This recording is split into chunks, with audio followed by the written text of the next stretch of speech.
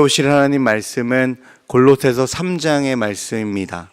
신약성경 골로새서 3장 1절부터 4절 그리고 12절부터 17절의 말씀을 우리 함께 보겠습니다. 골로새서 3장 1절부터 4절 그리고 12절부터 17절까지의 말씀입니다.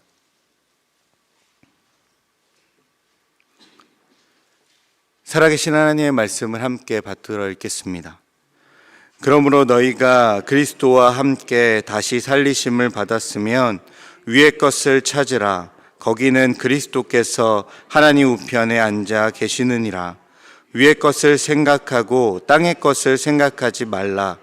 이는 너희가 죽었고 너희 생명이 그리스도와 함께 하나님 안에 감추어졌음이라. 우리 생명이신 그리스도께서 나타나실 그때에 너희도 그와 함께 영광 중에 나타내리라. 12절입니다. 그러므로 너희는 하나님이 택하사 거룩하고 사랑받는 자처럼 긍휼과 자비와 겸손과 온유와 오래 참음을 옷 입고 누가 누구에게 불만이 있거든 서로 용납하여 피차 용서하되 주께서 너희를 용서하신 것 같이 너희도 그리하고 이 모든 것 위에 사랑을 더하라. 이는 온전하게 매는 띠니라. 그리스도의 평강이 너희 마음을 주장하게 하라. 너희는 평강을 위하여 한 몸으로 부르심을 받았나니 너희 또한 감사하는 자가 되라. 그리스도의 말씀이 너희 속에 풍성히 거하여 모든 지혜로 피차 가르치며 권면하고 시와 찬송과 신령한 노래를 부르며 감사하는 마음으로 하나님을 찬양하고 또 무엇을 하든지 말에나 일에나 다 주 예수의 이름으로 하고 그 힘을 하나님 아버지께 감사하라. 아멘. 성경학자들에 의해 따르면 이 골로새라고 하는 이 도시는요, 루카스 계곡에 자리 잡은 세 개의 도시 가운데 하나였다고 합니다. 산업이 왕성하게 일어나서 번창했지만 시간이 지남에 따라서 1류 도시에서 2류, 3류 도시로 쇠락해 갔던 도시가 이 골로새였다고 합니다.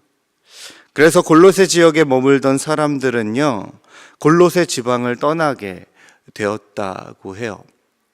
그러던 중에 에바브라라고 하는 사람에 의해서 사도 바울이 전했던 복음이 이 지역에 흘러 들어가게 됐고 그 복음으로 말미암아 이 골로새에는 교회가 세워졌습니다.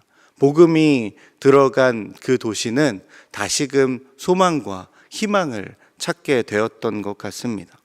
사도 바울은 이러한 골로새 지역에 교회가 세워진 것을 듣고 기뻐하며 감사했습니다. 그래서 골로새서 1장에 사도 바울의 인사말을 보시면 감사의 고백이 먼저 등장하고 있는 것을 발견할 수 있습니다. 그런데 골로새서 2장의 이야기를 가만히 보면 그리스도의 복음으로 교회가 세워지고 다시금 교회가 세워진 그 도시가 살아나는가 싶었는데 이제는 영적인 도전이 그들 앞에 놓여 있었습니다. 그 도전은 다름 아닌 영지주의라고 하는 이단 사상의 도전이었습니다. 이 영지주의는 영적인 지식을 과도하게 중요하게 여기며 육체적인 것이나 물질적인 것을 과도하게 부정적으로 여기는 사고입니다. 과도하게 이분법적인 양극단에 치우쳐져 있었던 사고가 이 영지주의였습니다. 영적인 것을 중요하게 여기는 것 상당히 중요한 태도입니다. 하나님을 믿는 믿음도 영적인 것이 중심에 있습니다. 그렇다고 하여서 영적인 것만 중요한 것은 아닙니다. 삶의 자리, 삶의 현장에서 하나님의 사랑, 하나님께서 우리에게 보여주신 섬김의 은혜가 우리의 실천으로 나타나는 것, 그것도 너무나 중요한 것인데 영지주의는 이 양극단에 치우쳐서 어떤 것은 옳고 어떤 것은 그르다라고 하는 이분법적인 세계관을 보여주고 있는 것이었죠. 이것으로 인해 교회 내에는 믿음의 혼란이 있었던 것 같습니다. 이러한 상황 속에서 사도 바울은 편지 초반부터 만물의 으뜸이 되시는 예수 그리스도의 뛰어남을 강조하며 이 영지주의의 도전으로부터 굳건히 믿음을 지켜낼 수 있는 복음의 비밀을 가르치고 있습니다. 그래서 오늘 본문도 보시면요, 그리스도와 연합함으로 죄에 대하여 죽고 새 생명을 얻은 성도가 추구해야 할 삶의 목표와 그 방향을 제시해 주고 있는 겁니다. 이분법적인 양극단이 아니라 건강하게 영적인 것을 중요하게 붙잡으며 육체적인 그 삶의 자리에서도 어떻게 하면 건강하게 살아갈 수 있는가에 대한 지침을 주고 있는 것이 바로 오늘 본문의 내용이라는 것입니다. 그리스도를 구주로 받아들인 믿음의 사람이 영지주의와 같은 이단 사상을 벗어나 살아가는 것이 어떤 삶인지를 구체적으로 교훈하여서 영지주의의 도전으로부터 성도가 성도답게 살게 하려는 것이 오늘 본문의 의도라는 것입니다. 따라서 오늘 말씀은요, 세상의 다양한 이단적 사고, 양극단의 사고로부터 벗어나서 그리스도를 믿는 믿음의 인생들이 추구해야 되는 삶의 방향과 목표를 제시해주고 있다라고 생각하시면 되겠습니다.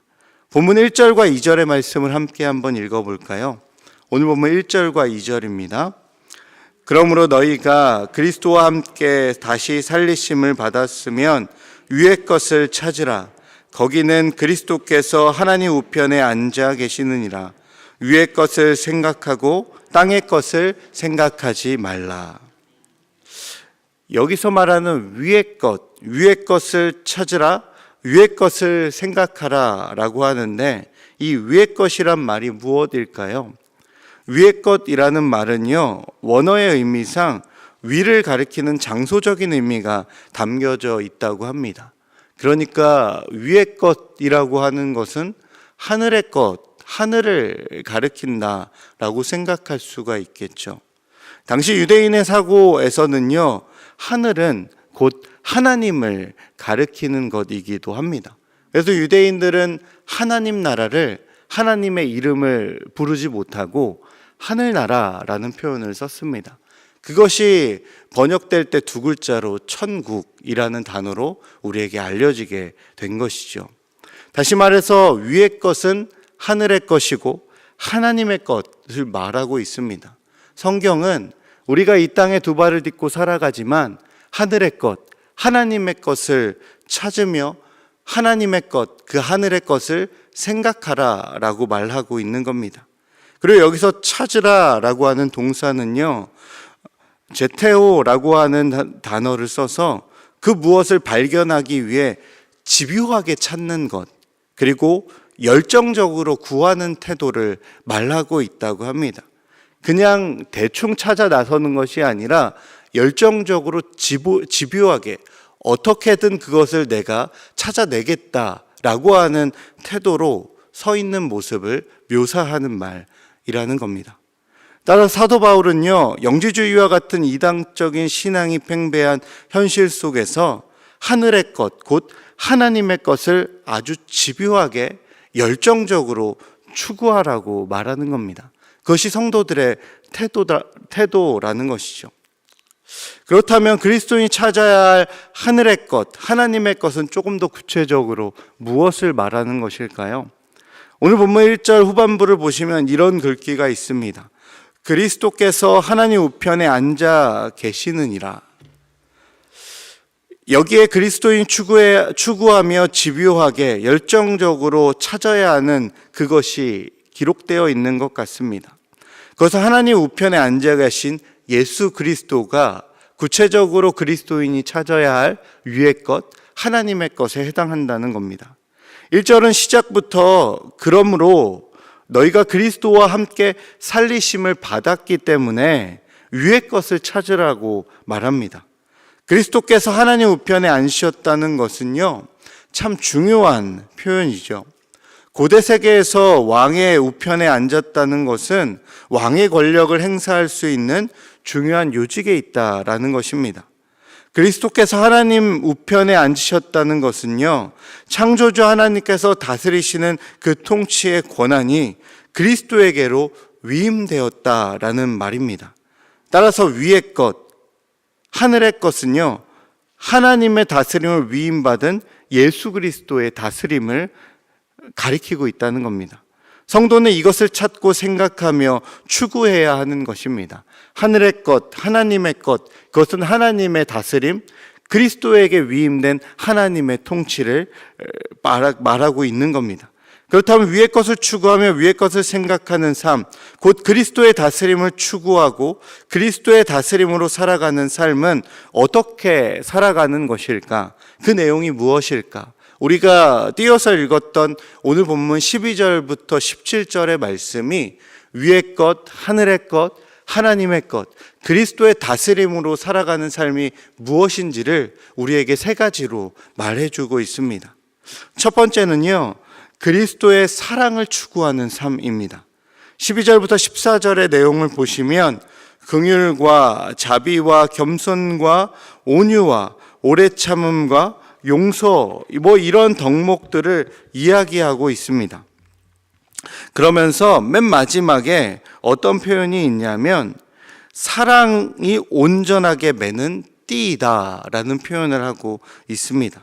여기서 말하는 사랑은 그저 인간관계에서 나오는 사랑을 뛰어넘은 완전한 사랑, 그리스도의 사랑을 가리킨다고 봅니다.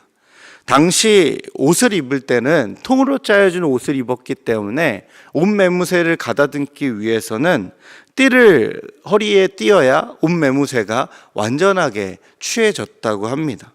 그러니까 긍휼이나 자비나 겸손이나 온유, 오래 참음, 용서와 같은 덕목들이 온전하게 삶에 자리하기 위해서는 그리스도의 사랑이 잘 마무리되어져야 하고 그리스도의 사랑이 띄어져야 완전한 모습이 된다라는 것을 표현하고 있는 것이죠. 만일 그리스도의 사랑이 없는 긍휼과 자비와 겸손, 온유라면 그것은 그저 선함일 뿐입니다. 착한 사람일 뿐입니다. 안타깝게도요, 성경은 착한 사람이 구원에 이른다고 말하지 않습니다. 예수 그리스도를 믿는 자들이 영생을 얻는다고 말하고 있습니다. 따라서 성경은 우리를 용서하시고 우리에게 긍휼과 자비를 베푸신 그리스도의 사랑이 더해진 삶으로 나아가라고 말하는 것입니다. 그리스도의 사랑을 추구하는 삶이 바로 위의 것을 생각하는 온전한 삶이 되는 것이기 때문이죠. 두 번째로요, 그리스도의 평강을 추구하는 삶을 요구합니다. 오늘 본문 15절의 말씀인데요, 우리 말씀을 한번 읽어보겠습니다.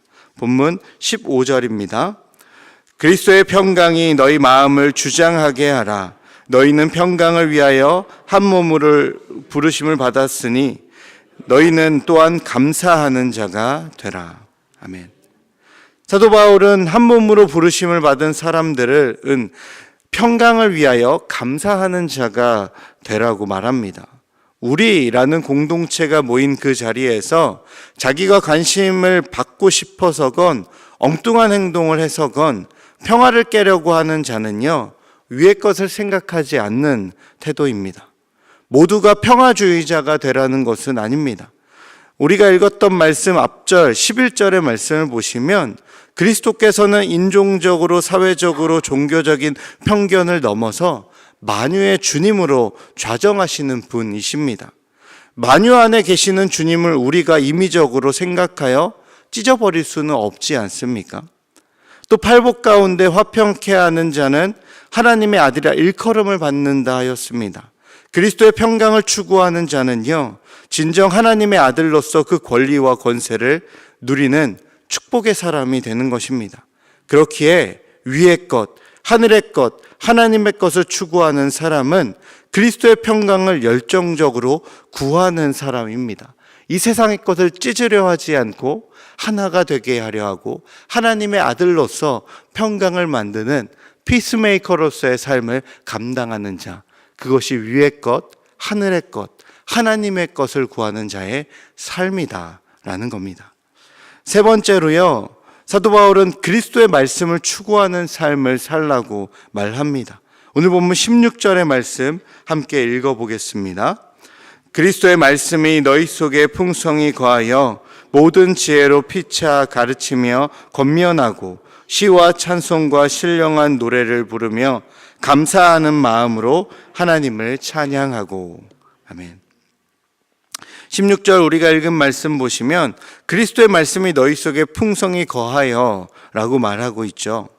우리의 삶의 자리 가운데 그리스도의 말씀이 풍성해지면 말씀이 우리를 가르치고 권면하며 우리의 삶을 인도해 갑니다. 시편 119편 105절의 말씀에 이런 말씀이 있죠. 주의 말씀은 내 발의 등이요 내 길에 빛이니이다.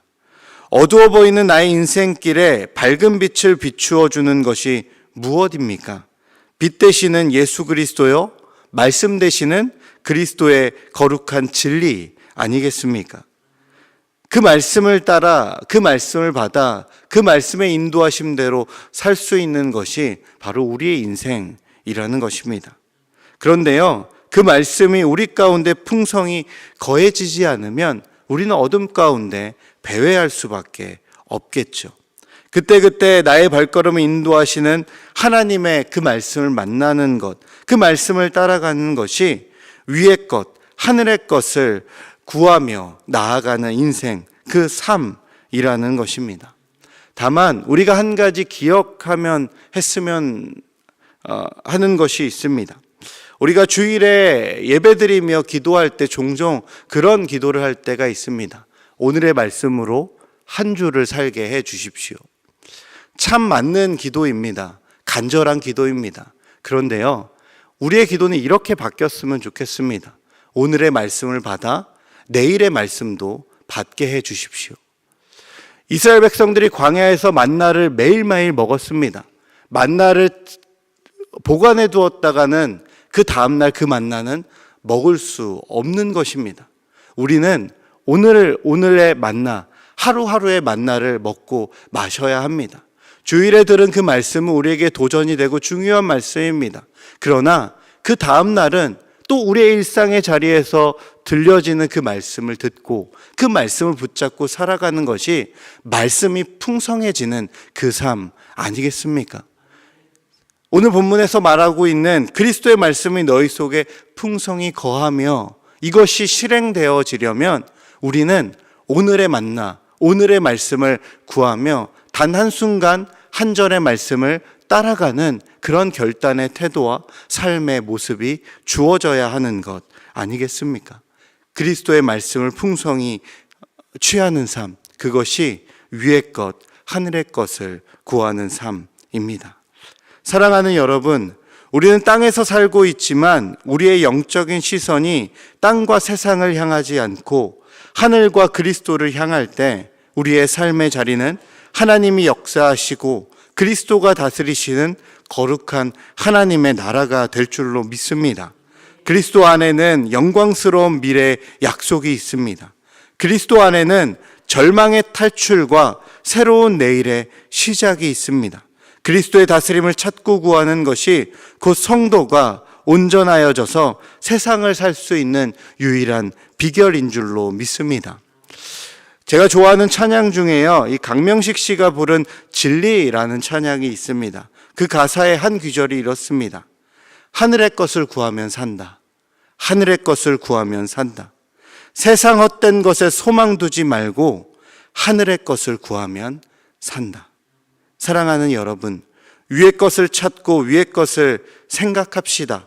예수 그리스도의 다스림을 집요하게 열정적으로 추구하며 살아갑시다.